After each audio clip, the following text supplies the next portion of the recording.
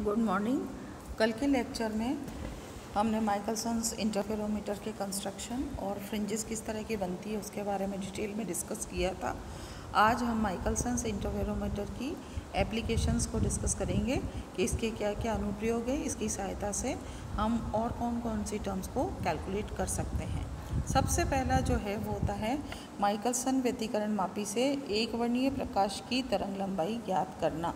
Determination of wavelength of monochromatic light by Michelson's interferometer.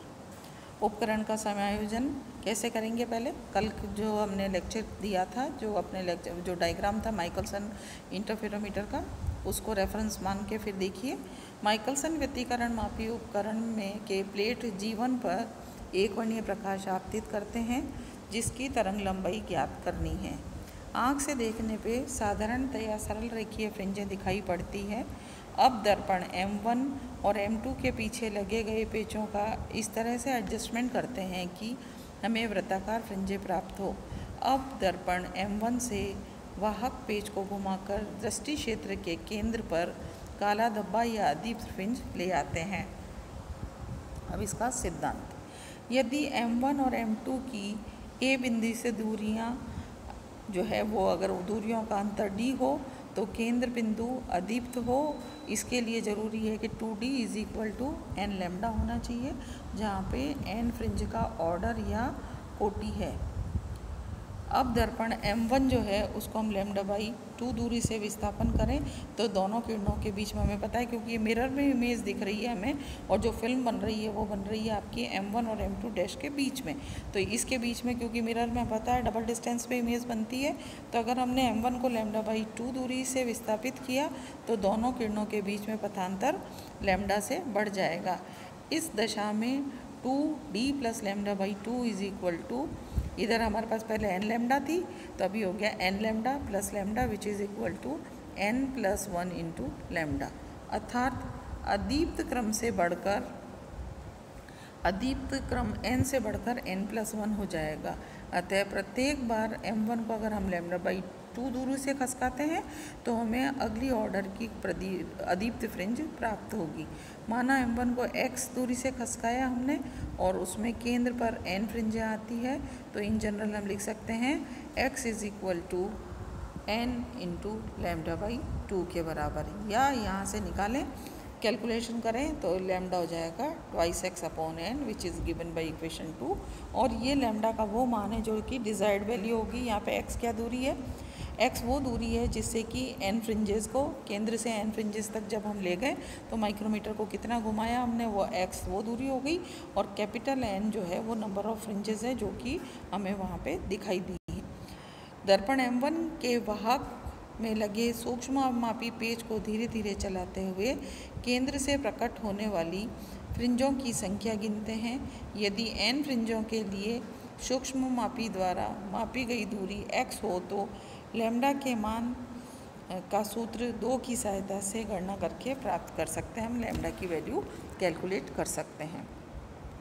Next application है जो कि सिर्फ एक इसी माइकलसन इंटरफेरोमीटर की सहायता से ही हम कर सकते हैं। हमने इससे पहले न्यूटन वलय भी पढ़ी थी और वहाँ पे हमने 2 तरह की कैलकुलेशंस पढ़ी थी कि उसके न्यूटन वलय की सहायता से हम लैम्डा का मान निकाल सकते हैं और म्यू का मान निकाल सकते हैं। लेकिन यहाँ एक एडिशनल एप्लीकेशन है माइकलसन्स इंटरफेरोमीटर की, कि इसकी सहायता से 2 निकटवर्ती स्पेक्ट्रमी रेखाओं के बीच की तरंग लंबाई का अंतर भी हम ज्ञात कर सकते हैं, और we can determine the difference of wavelengths between two spectral lines very close to each other। इसका बेस्ट एग्जाम्पल होती है सोडियम प्रकाश से प्राप्त 2 स्पेक्ट्रमी रेखाएं D1 और D2 जिनकी की तरंग लंबाई का अंतर सिर्फ 6 एंगस्ट्रॉम होता है।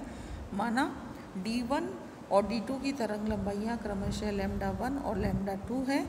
दोनों ही माइकलसन व्यतिकरण मापी में अपनी फ्रिंजें उत्पन्न करती है। दर्पण M1 की स्थिति को एडजस्ट करके हम वो स्थिति ज्ञात करते हैं जब फ्रिंजें अधिकतम स्पष्ट एवं चमकीली होती है। यह तब होता है जब D1 और D2 से उत्पन्न फ्रिंजें संपाती होती हैं। यदि M1 को थोड़ा और चलाया जाए तो एक स्थिति ऐसी आती है जब जो हमारी फ्रिंजें हैं वो क्या हो जाती है कि धुंधली हो जाती है, और उसके बाद फिर एक जगह पे अधिकतम स्पष्ट और चमकीली हो जाती है। यदि M1 को चलाया जाए तो ये पुनः ये स्थिति आती है जब फ्रिंजें स्पष्ट हो जाती है। M1 को चलाने पर पुनः फ्रिंजें स्पष्ट एवं चमकदार हो जाती है। तो हम ये देख रहे हैं कि M1 को मूव करते हैं तो एक बार बहुत ब्राइट फ्रिंजेस बनती है, दूसरी बार फिर बन गई, फिर ब्राइट बन गई, फिर स्पष्ट बन गई। तो ब्राइट तब बनती है जबकि लैम्डा 1 और लैम्डा 2 के कारण जो बन रही है वो पूरी तरह संपाती होती है, और जो लैम्डा 1 और लैम्डा 2 प्रकाश के कारण फ्रिंजें बनती है वो जब पूरी तरह से संपाती नहीं होती है तो वो अस्पष्ट स्थिति के रूप में हमें दिखाई पड़ती हैं। फ्रिंजों की दोनों चमत्कारी स्थितियों चमकदार जो स्थितियां हैं उन चमकीली स्थितियों के लिए M1 का विस्थापन जो सूक्ष्म मापी के पेच लगा हुआ है जिससे कि हम मूव कर रहे हैं मिरर M1 को, उससे ज्ञात कर सकते हैं। उसकी इनिशियल रीडिंग जहाँ पहली चमकीली स्थिति वो लेते हैं, फाइनली जहाँ हम पहुँचे वो जो दूसरी चमकीली स्थिति है वहाँ पे पहुँचे, और इन दोनों का बीच का डिस्टेंस हम मान लेते हैं कि x है।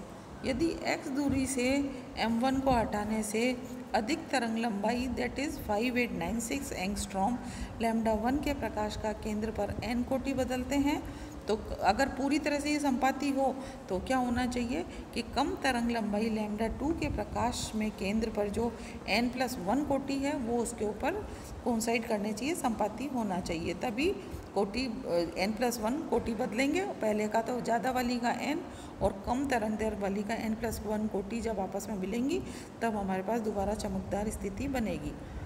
अर्थात 2x is equal to n lambda 1 is equal to n+1 into lambda 2, या n is equal to lambda 2 upon lambda 1 minus lambda 2।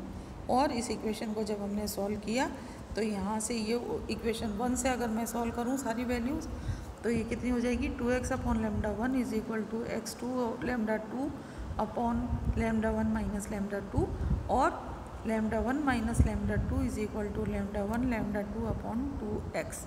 यदि लैम्डा 1 और लैम्डा 2 की मध्यमान तरंग लंबाई लैम्डा हो तो हम लिख सकते हैं कि lambda 1 minus lambda 2 is equal to lambda mean square divided by 2x। यहाँ पे हम लैम्डा मीन स्क्वायर की वैल्यू जो कि क्योंकि हमारे को पता है लैम्डा 1 और लैम्डा 2 कितनी है, 5890 एंगस्ट्रॉम और 5896 एंगस्ट्रॉम, तो ये जो मीन लैम्डा है ये कितना हो गया 5893 एंगस्ट्रॉम। तो लैम्डा स्क्वायर की जगह 5893 एंगस्ट्रॉम का स्क्वायर करेंगे डिवाइडेड बाई 2 इंटू x है दो चमकदार स्थितियां जो है फ्रिंजों की उनके बीच का अंतर, जो कि M1 के साथ लगे गए जो पेच लगा हुआ है उसकी सहायता से हम आसानी से ज्ञात कर सकते हैं। ये सब वैल्यूज़ जब इसके अंदर रखेंगे तो लैम्डा का जो अंतर है डेल्टा लैम्डा वो हम आसानी से निकाल सकते हैं।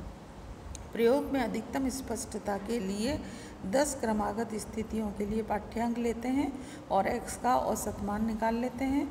अब सूत्र 3 में t का तथा लैम्डा का मान तरंग लंबाइयों के अंतर का परिकलन करके किया जाता है। इसी तरह थर्ड टाइप की जो एप्लीकेशन है वो है माइकलसन व्यतिकरण मापी की सहायता से पतली फिल्मों का अपवर्तनांक ज्ञात करना। Determination of refractive index of thin films by Michelson's interferometer. Michelson व्यतिकरण मापी में यदि एक वर्णीय प्रकाश की जगह हम बहुवर्णीय प्रकाश या सफ़ेद प्रकाश काम में लें तो हम आसानी से जो फ्रिंजें हैं जो फिल्म है उसकी हम थिकनेस आसानी से ज्ञात कर सकते हैं। सरल रेखीय ऊर्ध्वाधर फ्रिंजें पहले हम प्राप्त करते हैं। इसके लिए M1 और M2 डैश की स्थिति कैसी होनी चाहिए, दोनों एक दूसरे के पूरी तरह से पैरेलल होने चाहिए, यह मिरर M1 और M2 एक दूसरे के पूरी तरह परपेंडिकुलर होने चाहिए। इस स्थिति में हमें केंद्रीय फ्रिंज काली एवं इसके दोनों और कुछ रंगीन फ्रिंजें दिखाई पड़ेंगी। काली फ्रिंजों को दूरदर्शी के ऊर्ध्वाधर क्रॉस तार पर संबंधित करते हैं। अब M2 दर्पण के रास्ते में पारदर्शक पदार्थ अभ्रक या सेलफोन जैसी कोई भी एक पतली फिल्म रखते हैं जो जिसकी की थिकनेस बहुत कम होनी चाहिए। अगर थोड़ी भी ज़्यादा थिकनेस होगी तो उन फिल्मों की थिकनेस हम कभी भी इंटरफेरेंस की हेल्प से नहीं कैलकुलेट कर सकते, क्योंकि कोहेरेंस की सारी कंडीशंस सारी चेंज हो जाएगी और कोहेरेंस की कंडीशन के बिना कभी भी इंटरफेरेंस प्राप्त नहीं किया जा सकता। अब हमने जैसे ही ये पतली फिल्म रखी तो इसके कारण फ्रिंज प्रतिरूप विस्थापित हो जाएगा और ये जो विस्थापन होगा वो थिकनेस ऑफ द फिल्म के बराबर होगा। अब M1 को चलाकर विस्थापन सूक्ष्म मापी पेज पर पढ़ लेते हैं। माना कि ये जो है वो x के बराबर है। पतली फिल्मों के कारण उत्पन्न पथांतर कितना हो जाएगा, डेल्टा, ये हो जाएगा आपका 2 म्यू माइनस 1 इंटू टी, क्योंकि हमें पता है म्यू रिफ्रैक्टिव इंडेक्स का मीडियम है और टी थिकनेस चली है, तो वो म्यू इंटू टी से इसके अंदर ऐड हो जाएगा और 2x is equal to 2 mu minus 1 into T या x is equal to mu minus 1 into T के बराबर होगा। सूत्र 2 से यदि t ज्ञात हो तो म्यू का मान ज्ञात कर सकते हैं, तथा अगर म्यू ज्ञात हो तो हम पतली फिल्म की मोटाई आसानी से ज्ञात कर सकते हैं।